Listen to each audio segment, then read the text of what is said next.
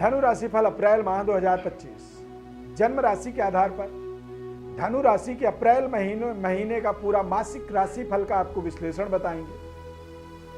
धनु राशि के जातकों के जीवन में शनि देव की ढैया यानी कि शनि ग्रह के द्वारा ढैया प्रारंभ हो रहा है। आपके राशि से ठीक चतुर्थ भाव में शनि देव का आगमन हो गया है। ढैया का ये प्रथम माह है। इस पहले महीने में किस तरह के परिवर्तन बदलाव होने वाले हैं, इस खास कार्यक्रम में उसकी पूरी विस्तृत विश्लेषण करेंगे। इसका कहां पर आपको विशेष लाभ हो सकता है और इस माह में सूर्य देव उच्च राशि में गोचर करेंगे और मंगल ग्रह नीच राशि में गोचर करेंगे। सूर्य आपके भाग्य के स्वामी होते हैं और मंगल आपके ज्ञान के स्वामी होते हैं। यानी कि भाग्य बलवान हो और ज्ञान कमजोर हो, ये थोड़ी सी एक विडंबना है। इसकी पूरी विस्तृत विश्लेषण आपको ध्यानपूर्वक इस खास कार्यक्रम में देखना होगा। मैं श्वरविंद व्रत ज्ञान चैनल में आपका बहुत बहुत हार्दिक स्वागत करता हूं। नमस्कार, जय माता दी, जय श्री राम।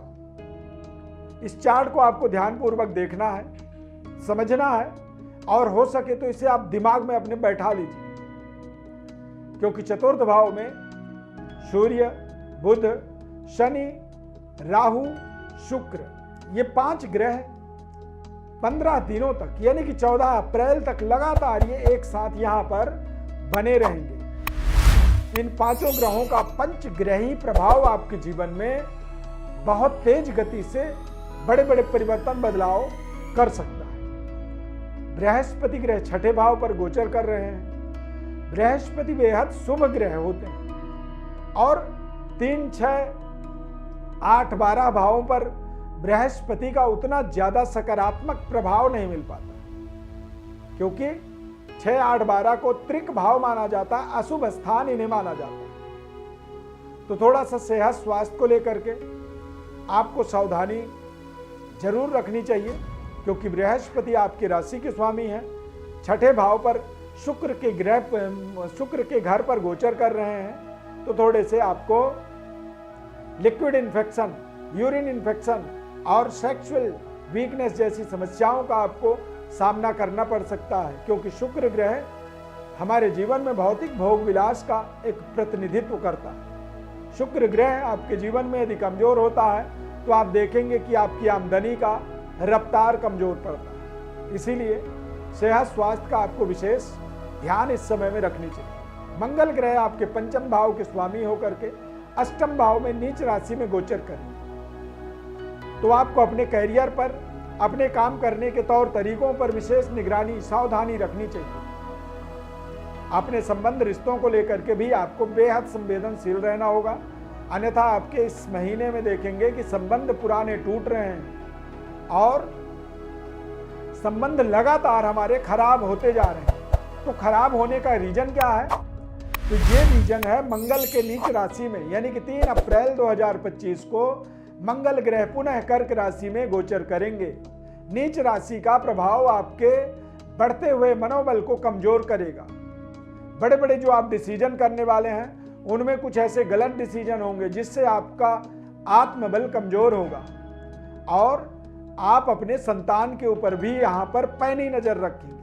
यदि आप महिला हैं, संतान से संबंधित यदि किसी तरह की कोई भी दिक्कत आपके जीवन में है, तो इस समय में आपको थोड़ी सी और ज्यादा सावधानी रखनी चाहिए। या फिर आपके गर्भ में कोई संतान है, संतान उत्पत्ति होने वाला है, तो ऐसे समय में भी आपको बेहद सावधानी पूर्वक अपने जीवन में इस समय को व्यतीत करनी चाहिए। मंगल ग्रह के नीच राशि में कमजोर होने से ब्लड इन्फेक्शन आपको प्रभावित कर सकता है, यानी कि बीपी का स्तर आपका फ्लक्चुएट कर सकता है, या फिर महिलाओं के लिए एमसी पीरियड जैसी जो समस्याएं होती हैं वो आपके थोड़े से बिगड़ सकती हैं।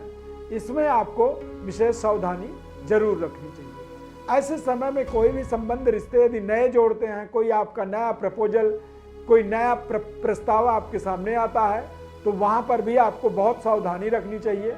वो रिश्ता आपके लिए कहीं ना कहीं कठिनाइयों भरा रिश्ता हो सकता है, कष्टकारक हो सकता है। किसी भी एग्जाम इंटरव्यू को आप देना चाहते हैं तो बहुत सावधानी पूर्वक दें। कोई भी जॉब की परिवर्तन या बदलाव की एक्सपेरिमेंट करना चाहते हैं तो यहाँ पर आपको विशेष सावधानी जरूर रखनी चाहिए।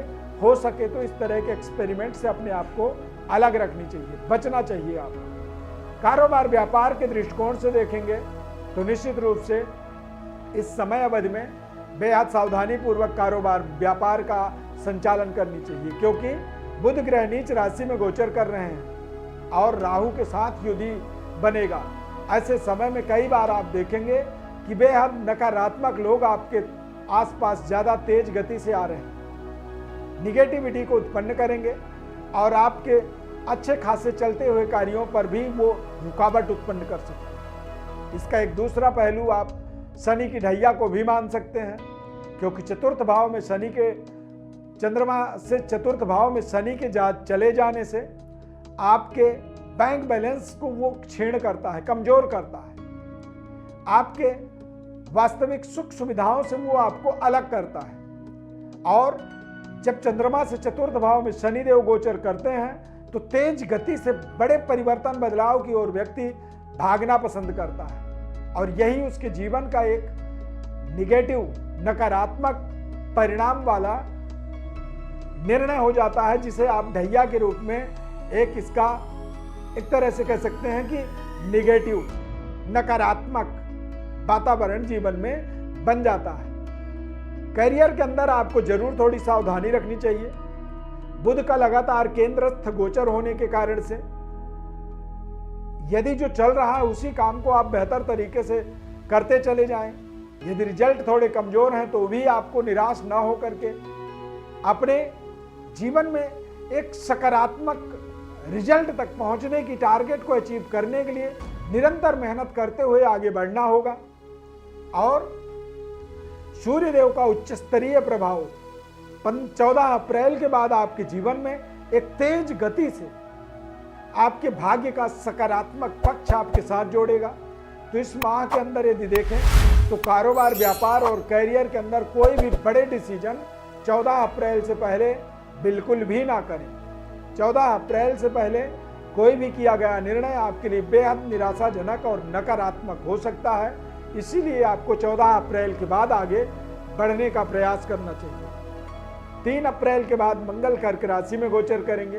तो मंगल जब कर्क राशि में गोचर करेंगे तो वहां पर आपके जीवन में तेज गति से आपका दिमागी परिवर्तन यानी कि आप बदलाव करने में बिलीव करेंगे और जितनी ज्यादा आप बदलाव करेंगे उतनी ही ज्यादा आप परेशानियों में फंसेंगे। तो बदलाव से आपको बचना होगा। यदि कोई भी नया प्रपोजल आपको लोक लुभावने प्रपोजल आपके सामने आ रहे हैं तो वहां पर आपको थोड़े से अपने लालच को कंट्रोल करनी चाहिए और किसी भी परिवर्तन से आपको बचना चाहिए, क्योंकि ये जो भी परिवर्तन मंगल के नीच राशि में गोचर होने से होगा ये परिवर्तन आपके लिए निराशाजनक हो सकता है।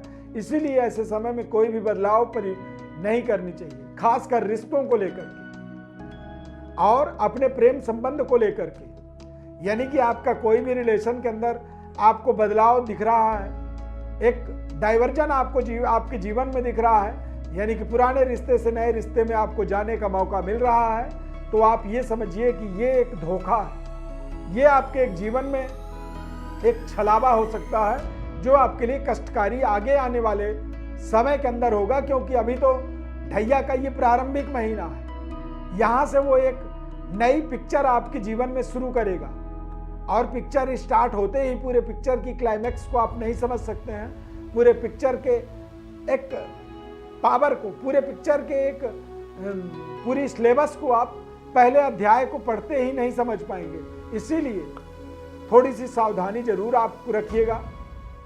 नए संबंध रिश्ते जो भी जुड़ते हैं तो आपको अपने एक तरह से नक्षत्र और राशि का मैचिंग जरूर करनी चाहिए।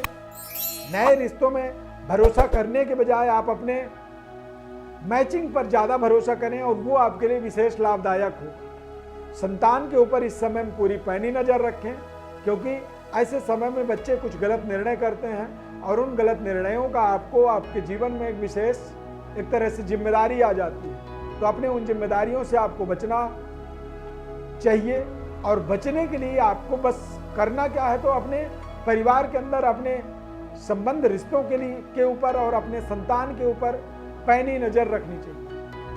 गर्भ में यदि कोई संतान है या संतान उत्पत्ति होने वाला है तो जरूर थोड़ी सावधानी रखनी चाहिए।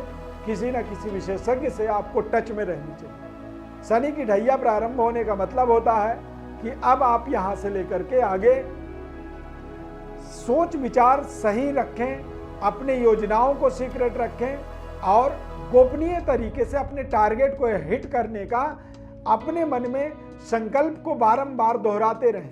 आपको क्या करना है ये पहले डिसाइड करें और कब तक करना है उसको निरंतर करते रहना है। इस तरह की एक रणनीति पर काम करेंगे तो आप निश्चित रूप से अपने जीवन में 100% सफल होंगे। विशेष अपने बारे में और विश्लेषण जानना चाहते हैं, बदलते हुए ग्रहों के प्रभावों को समझना चाहते हैं, या फिर आने वाले समय में मंगल और बृहस्पति और राहु का राशि परिवर्तन होने वाला है, उनकी पूरी विस्तृत विश्लेषण को जानना चाहते हैं, तो हमारे व्हाट्सएप पर अपनी बर्थ डिटेल्स भेज सकते हैं।